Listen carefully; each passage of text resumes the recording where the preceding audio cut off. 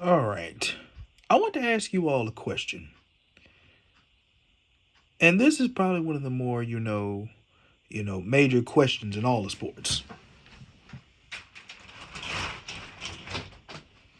If you sat down and looked at it from everything that you saw, who do you think is the worst owner slash GM in the history of all the sports? The first names that have come to mind are Dan Snyder and his regime with the Washington Redskins.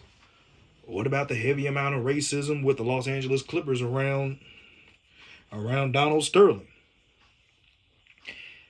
And the Clippers didn't do no better when they got their person. What about Nico Harrison, who pretty much traded Luka Doncic, and the only reason he didn't get fired sooner was because he landed Cooper flag in the draft? And that's just in basketball. What about in football? You could argue about Art Modell and how he did the Cleveland Browns. You could argue about Woody Harrelson and then I forgot his name, Woody something with the Jets, because they haven't been relevant in forever. I mean, hell, you could even mention Hugh Culverhouse, the man who single-handedly tried to cripple the Bucks from the ground up. But I urge you to look deeper. I urge you to look deeper. Worse than any MLB team, worse than any hockey franchise, worse than any basketball or football franchise. I want you to look deeper. Because the worst franchise isn't even in the male sports. It's in women's sports. Of course, I'm referring to the Chicago freaking Sky. Yes, people are beating a dead horse about this, but it's time somebody called them out on their crap. I knew this team was bad, but this is just a new low. You want to know how terrible this team is? Let's just go ahead and go through it right here, right now. Looking at everything, Chicago went from WNBA champions in 2021 to flat out ruin in less than 5 freaking years. You would think after winning your very first title in franchise history with a core of young players, you would be able to, keep momentum going and stay above water and, possibly build for a dynasty. Instead, they blew the whole damn thing up in less than 2 years. After getting their asses kicked by the Connecticut Sun in 2022, they pretty much gave up in 2023. But yet nobody faulted them for it. Everyone thought that the Chicago Sky just didn't have the pieces to rebuild and that they were a once-in-a-lifetime champion. But then weird things started happening. A lot of players kept getting blackballed and got hit pieces written about them. That's where our first person in this story comes into play. Annie Costabile, or Constantinople, or whatever the hell her name is. This woman has been known to report on all the women's sports within Chicago. And to put it quite frankly, she has delivered some of the most negative comments you could ever think of about some of the women who played for the team. And there is a commonality. She has personally called out Elena Del Don. She called out Kalia Copper for leaving the team. She called out she pretty much disrespected Gabby Williams and disrespected Courtney Williams. You want to know, there's a common theme there. But people are like, okay, they're cancers to the team. People are going to be like, oh, they are whiny, they're crybabies, probably cancer to the team, they don't want to win. So they go into a full rebuild in 2024. To put it quite frankly, they have a new head coach because the guy who was the initial GM and also the head coach left them high and dry and walked away from the team in the middle of the damn season. So what did they do? 2024, they said, let's screw it, let's rebuild, let's build everything back up. 2024 draft comes around. You get an absolute physical specimen out of South Carolina, a former SEC Player of the Year, a former All-American, a Final Four Most Outstanding Player in Camila Cardoso. Okay, you're thinking, all right, you finally got something special. You got a big, now you just got to find a guard in a draft. But then there's one problem. It's probably one of the weakest guard drafts. It's probably one of the weaker guards draft, and obviously the best guard available was going to be taken number one by Indiana and Caitlin Clark. Which also explains why Annie Constantinople loves Caitlin Clark so damn much. She's a University of Iowa graduate. Her, along with our next person in this whole script, Jeff Pagliocca, were absolutely stonewalled when they found that they'd be picking third in the draft instead of first. So they had to scramble a plan together. But then, somebody saved them. They got a little bit of a save. Enter Teresa Witherspoon.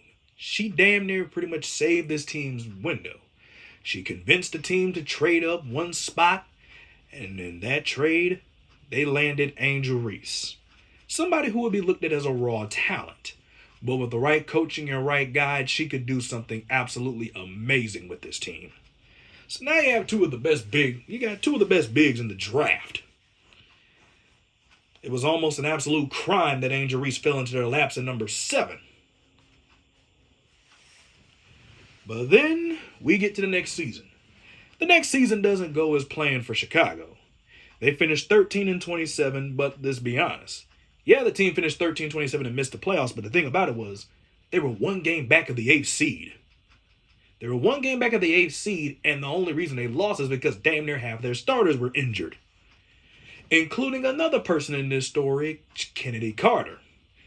Kennedy Carter, who had been pretty much blackballed from every other team in the WNBA, was given one more chance by Teresa Witherspoon, and by God, did she run with it. Pretty much damn near having a career year with the damn Sky. And sickness and injuries pretty much stonewalled the Sky from the 8th seed. So you're probably thinking, with a pretty much retooled roster, a rookie head coach, 2 all-rookie first-team players, and a young guard who has pretty much been revived, you would think the Chicago Sky would ride that momentum and try to build something for the future. Well, then you remember this is the Chicago Sky and not a sensible franchise. What do? They do the unthinkable. They let Kennedy Carter go without no explanation whatsoever, and then they pretty much, and everybody knows I'm a big wrestling fan, I'm a big wrestling nerd, shades of Eric Bischoff to Steve Austin back in 1995, they fired Teresa Witherspoon over the freaking phone because it was, quote, that they were bringing in Courtney Vandersloot and she didn't want Teresa Witherspoon as her head coach.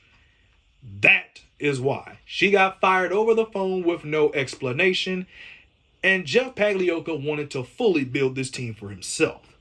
So how did Jeff build this team? Well, let's fast forward to the 2025 WNBA draft. Obviously, Chicago was going to be picking third as they didn't have the worst record in the league. But they would get an absolute gift. They would have the number 3 overall pick. And what do you have in front of you? You got probably one of the better two-way guards in the building. Guard help is pretty much needed. You lost Kennedy Carter. You pretty much need somebody that can pretty much space the floor or run the floor. You probably have 2 options here. You can either bring in Georgia Amore to be the young heir to the throne of Courtney Vandersloot and have her learn the offense through her, or you could bring in Sonia Citron, a day 1 plug-and-play shooting guard who can pretty much move up to the 3 and play and one of the better two-way guards in the draft. But then again, we remember this is the Chicago Sky. The Chicago Sky would trade that year's number 3 overall pick and a 2027 first-round pick swap with the Washington Mystics, giving the Mystics 2 first-round picks. And what did the Chicago Sky get in return?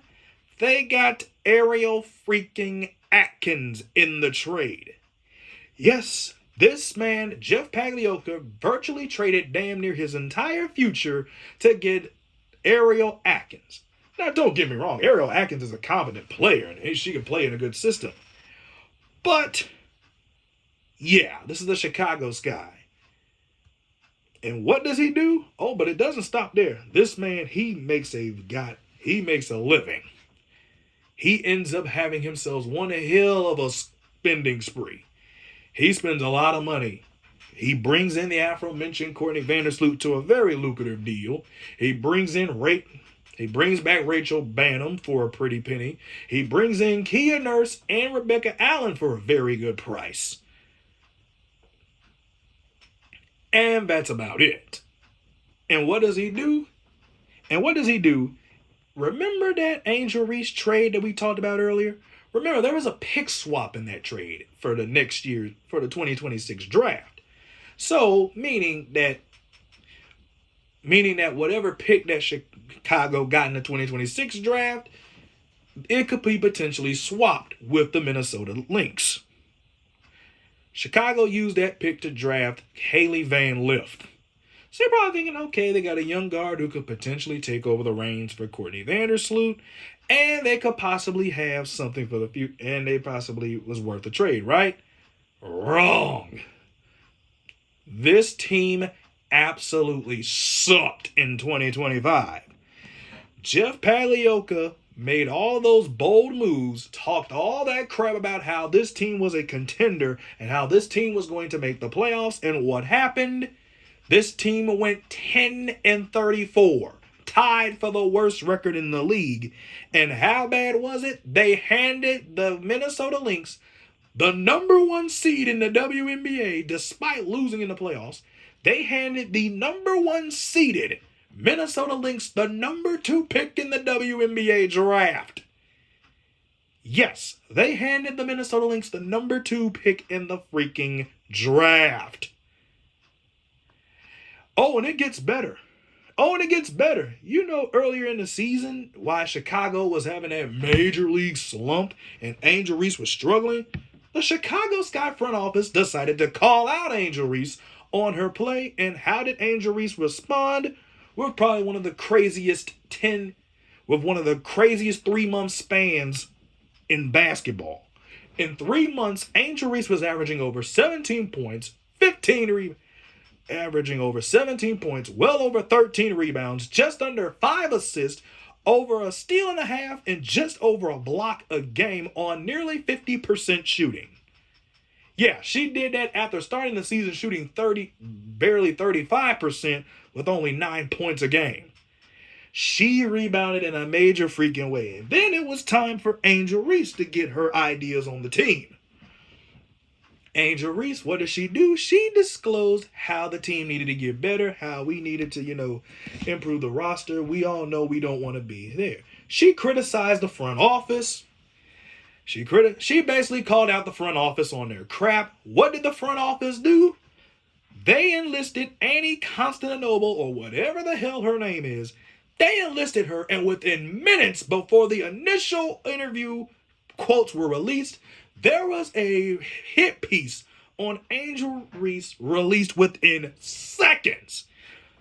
Annie Constantinople said out of her mouth that Angel Reese trashed her teammates, trashed the front office, trashed her teammates, and said that they weren't ready to win. To put it quite frankly, they did a smear campaign on Angel Reese, and as if Angel Reese didn't get bullied enough, here come all of the fake NBA analysis fans saying that Angel Reese is a cancer to all of women's basketball, saying that nobody wanted to play with Angel Reese because she's a terrible person, when in reality, it was voted that the Chicago Sky were the worst ran franchise in the league. Most players came out in defense of Angel Reese. Former players who have been pushed out. Former players who've been pushed away by the Chicago Sky came in defense of Angel Reese. Hell, an anonymous general manager said that Angel Reese, quote unquote, needed to get the hell out of Chicago because they were going to ruin her. You know how terrible of a franchise you got to be when one of the fellow owners of the freaking league says you need to get the hell out? Yeah, it's that bad. Oh, and it gets even worse. 2026 comes around. And how do they do this? They suspend Angel Reese for half a game. They tried to suspend Angel Reese for half a game, and Angel Reese responded what closed-minded people will think was a diva-like mentality. She responded by not walking in and playing for the rest of the season. And what happened? The Chicago Sky were miserable. The Chicago Sky went 1-16 without Angel Reese. To put that in perspective, the New York Jets defense this season made history by not catching a single interception. That defense went 3-14. So a defense that can't even catch an interception is better than a WNBA team without Angel Reese. That's how bad this freaking roster is. The freaking Jets. And we all know how bad their front office is. At least they got something for Sauce Gardner in a trade, but good Lord. And then it gets even better. I thought it was impossible, but these fuckers were really dumb enough to call Angel Reese a cancer to the Chicago Sky team, only for it to be proven just a few days ago that they're the actual cancer themselves. Everyone and their mother thought Angel Reese and her fans that stuck by her were as dumb as rocks. But now that the claims of the Chicago Sky minority partner sued principal owner Michael Alter, alleging that he had violated his duty to investors by misallocating and mispresenting franchise value for his own benefit. To put it quite frankly, this man has been hiding funds and crying poor. Yeah, make it even better.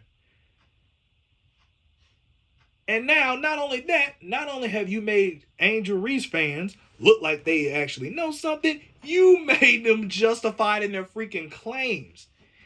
I'm going to just say this right now. If you're going to be an incompetent franchise, at least try to cover it up.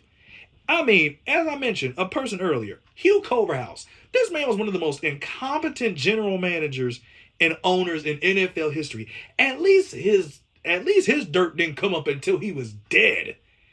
At least all of his dirt about him crying poor and being one of the wealthiest owners in the league, at least all of that stuff didn't come up until he was damn near on his deathbed. You're in the midst of life and you're crying poor. There's reason to believe that they've been hiding money from other players and other people. And people are wondering why the CBA hasn't reached an agreement. It's people like this, owners like this, why they refuse to acknowledge revenue shares and everything. To put it quite frankly, they've been running a Ponzi scheme on the entire freaking league, embezzling money and refusing to make the team better.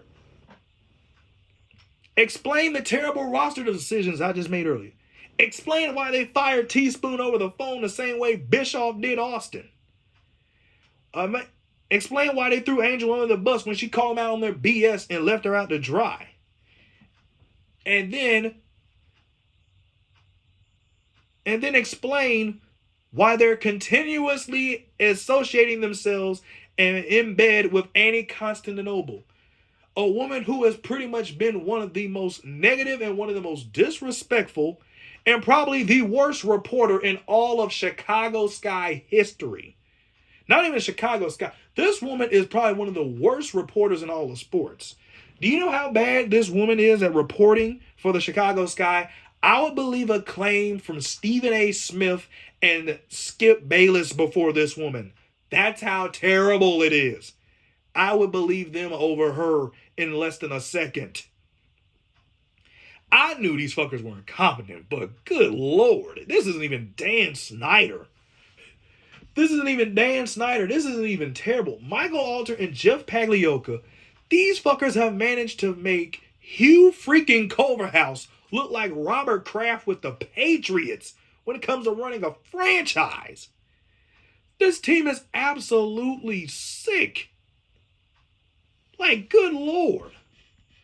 This team is an absolute mistake of a franchise, and Michael Alter should be forced to sell this team immediately, and Jeff Pagliocca shouldn't be let near an athletic franchise ever again. To put it quite frankly, everyone says that karma always comes back when you disrespect Angel Reese. Good Lord, has it come back on the Chicago Sky? Because my God, this team is terrible. Angel Reese called you out on your crap. You tried to blackball her. Now it's been leaked out that you were the ones embezzling money and stealing and hiding for own personal gain. Yeah, this team is freaking cooked. One or two things is going to happen. Either the WNBA is going to lie down and pretty much side with Michael Alter and let these negotiations so they can get the negotiations on their side, and the Chicago Sky are pretty much going to continue to hold Angel Reese hostage and stun her growth, or Angel Reese is going to get the hell out. Chicago's going to fall flat on their face, and they're going to be an absolute lolcow to the point where nobody wants to come near. To put it quite frankly, what Angel Reese did, it might open the door. Like, just say if God's miracle, by some act of God, Chicago gets the number 1 overall pick in 2027 and they're able to keep it. There is a legitimate possibility that Juju Watkins, who's the projected number 1 overall pick, she could pull a Bo Jackson and tell the Chicago Sky, no, I don't want to play here. Do not draft me. You'll be wasting a pick. What about 2028? Sarah Strong could do the exact same thing. That's just how bad the front office is.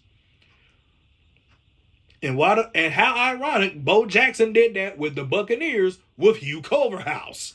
Because Hugh Culverhouse stripped him, pretty much, cost him his baseball eligibility by clearing a visit with by quote unquote clearing a visit with the NCAA.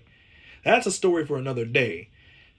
And that's a story that Urinating Tree, another YouTuber, has already done. I'm not going to get that deep into it. Go watch his channel. Go look him up. He'll break it down very clearly. But to put it quite simply, the Chicago Sky is easily the worst ran franchise in professional sports. They have surpassed Hugh Culverhouse. They have surpassed Donald Sterling. They've surpassed James Dolan. They have surpassed everyone. Jeff Pagliocca and Michael Alter have surpassed every owner and general manager that has ruined a team in professional sports. They have surpassed it. To put it quite frankly,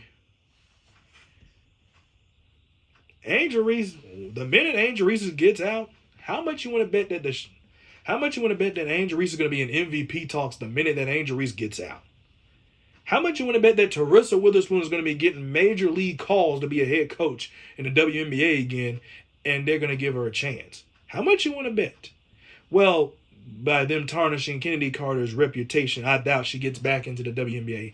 But how much you want to bet she gets a chance to come? If she gets a chance to come back, she makes the most of it.